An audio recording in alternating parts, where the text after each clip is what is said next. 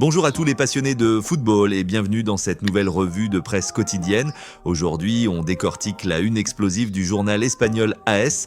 Petite question avant de commencer, croyez-vous que Xabi Alonso va terminer la saison avec le Real Madrid? Donnez votre réponse en commentaire. Xabi Alonso, l'entraîneur du Real Madrid, a répondu au club lors d'une conférence de presse avant le match de Coupe du Roi contre Talavera. Il soutient pleinement la position du club et du président Florentino Pérez sur le caso Negreira.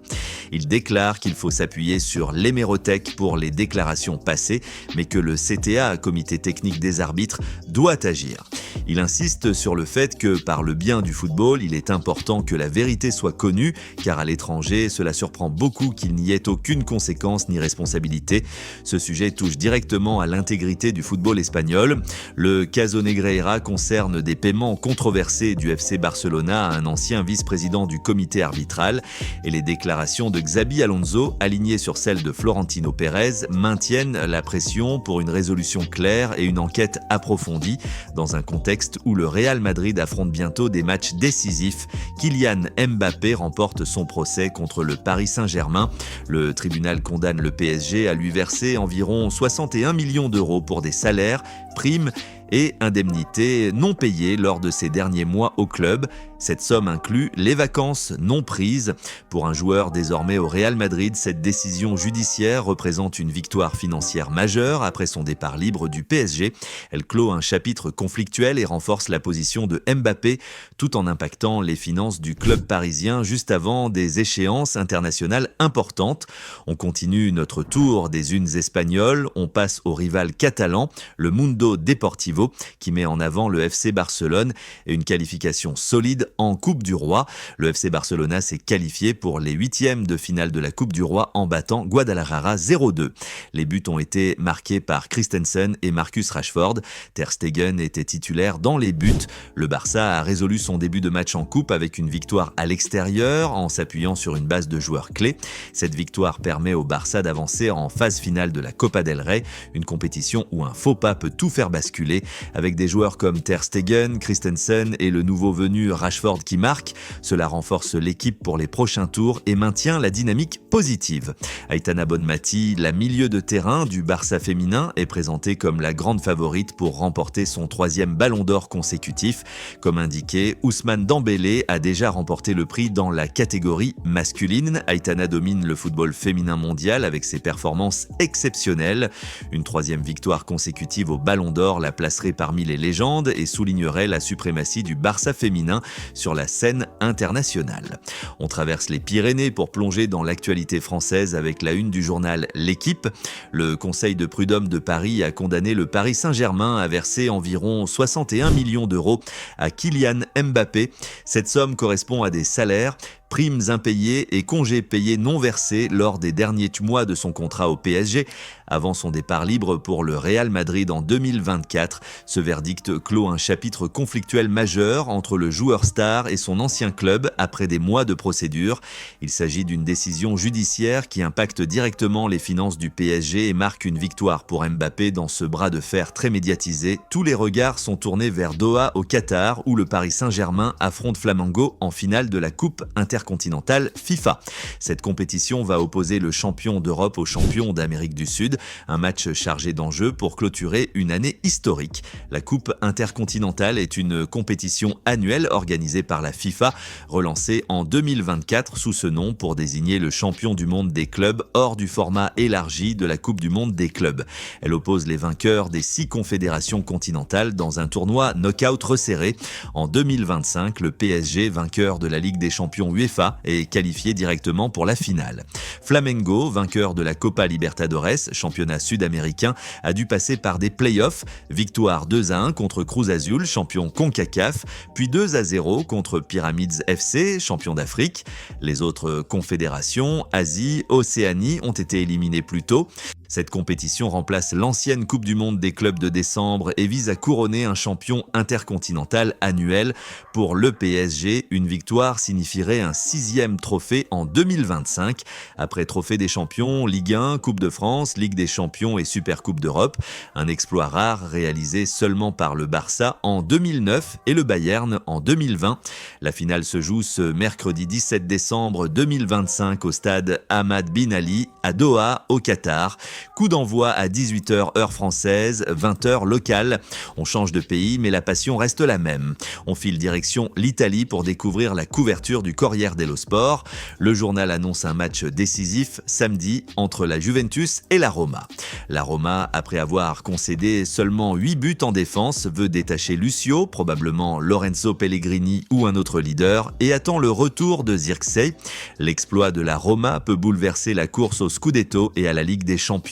Ce match oppose deux prétendants au titre et aux places européennes. Une victoire de la Roma pourrait relancer complètement la lutte en haut de tableau, tandis que la Juventus cherche à consolider sa position avec ses attaquants en forme. La finale de la Supercoupe d'Italie, Supercoppa, se jouera à Riyad. Le journal parle d'un fastidio necessario, un désagrément nécessaire à cause du prêt de 11 millions d'euros et des enjeux financiers pour les clubs. Naples-Milan est au programme. Cette délocalisation en Arabie Saoudite rapporte des fonds importants au club italien, même si elle suscite des critiques. Elle concerne directement 4 grands clubs et influence leur bilan financier en pleine saison. On retourne en Espagne avec la une explosive du journal Marca. Le journal met en scène un feu croisé de déclarations sur le caso Negreira. Xabi Alonso déclare qu'il faut investiguer et que cela ne surprend personne à l'étranger. Joan Laporta affirme que les Barcelonais doivent rester calmes. Le syndicat des arbitres dit qu'ils ne peuvent utiliser comme excuse des résultats sportifs pour justifier des décisions. Luis Enrique, Chus Mateo et d'autres figures sont cités dans ce débat enflammé. Le caso Negreira continue de diviser le football espagnol, impliquant des accusations de paiement du Barça à un ex-vice-président arbitral.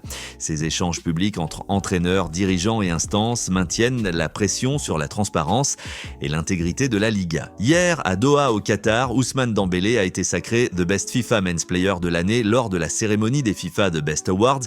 Après son ballon d'or remporté en septembre, le Français complète un doublé prestigieux et entre dans l'histoire. La remise des prix a eu lieu hier au Fairmont Qatar Hall à Doha, au Qatar, la veille de la finale de la Coupe intercontinentale PSG Flamengo. Ousmane Dembélé, attaquant du Paris Saint-Germain et de l'équipe de France, a été élu meilleur joueur masculin de l'année 2025. Il devance Lamine Yamal et Kylian Mbappé. Selon les points révélés, Dembélé a obtenu 50 points contre 39 pour Yamal et 35 pour Mbappé. On reste en Catalogne, mais on change de camp. Le rival de Marca, Sport parle d'une seule voix, le Barça. Le FC Barcelona s'est imposé 0-2 sur la pelouse de Guadalajara en Coupe du Roi avec des buts d'Andreas Christensen et de Marcus Rashford. L'équipe est qualifiée pour les 8e de finale. Ter Stegen est revenu titulaire dans les cages. Cette victoire à l'extérieur permet au Barça d'avancer sereinement dans une compétition piège où les petits clubs peuvent créer la surprise. Elle prolonge surtout la série impressionnante de l'équipe sous Hansi Flick qui a remporté ses 6 derniers matchs toutes compétitions confondues. On traverse les Alpes pour plonger à nouveau dans l'actualité italienne avec la une de la Gazzetta dello Sport. L'Inter Milan réagit avec détermination. Denzel Dumfries est absent au moins 2 mois pour une opération à la cheville. L'Hollandais a été opéré et Luis Enrique n'a pas convaincu le club pour un éventuel remplacement par Norton Cuffy. L'Inter refuse de céder aux critiques et prépare une réponse sur le terrain. Malgré les blessures et les rumeurs de mercato, l'Inter reste concentré sur ses objectifs en Série A et en Europe. Cette attitude combative montre la volonté du club de maintenir sa position en haut de tableau face aux concurrents. McTominay et Pulisic sont déjà chargés en Arabie Saoudite pour la Supercoppa. Le journal ironise « J'y pensiamo noi ». On s'en occupe. La compétition délocalisée met en scène les phénomènes du Milan et de Naples. Cette Supercoppa italienne, jouée à l'étranger, rapporte financièrement au club mais suscite des débats. Elle oppose des stars comme Pulisic et McTominay dans un format attractif en début d'année. Restons en Italie mais on change de ville. Direction Turin avec la une de Tuttosport. La Juventus cherche à renforcer son milieu de terrain avec qualité. Parmi les pistes, un possible prêt d'un Interista comme Comolli et des évaluations sur des joueurs comme Schlager del Lipsia et Timber del Feyenoord. Le journal évoque aussi un échange Perin-Leali avec Genoa et la possible fibriation de Sabato pour la Roma. Ce renforcement au milieu est crucial pour la Juventus dans la course au Scudetto et aux places européennes. Ces mouvements sur le mercato de janvier pourraient changer l'équilibre de l'équipe pour la seconde partie de saison. David Fratesi est mis en avant avec des opportunités à 0 € sur le marché. Le joueur de l'Inter est lié à des rumeurs de transferts gratuits ou low cost. Dans un mercato où les clubs cherchent des bons coups sans dépenser énormément, Fratesi représente une valeur sûre au milieu qui pourrait intéresser plusieurs grands clubs italiens. Voilà les amis, c'est tout pour la revue de presse d'aujourd'hui. Si vous avez aimé cette vidéo, abonnez-vous, likez, donnez vos avis en commentaire et partagez la chaîne. Merci et à très vite.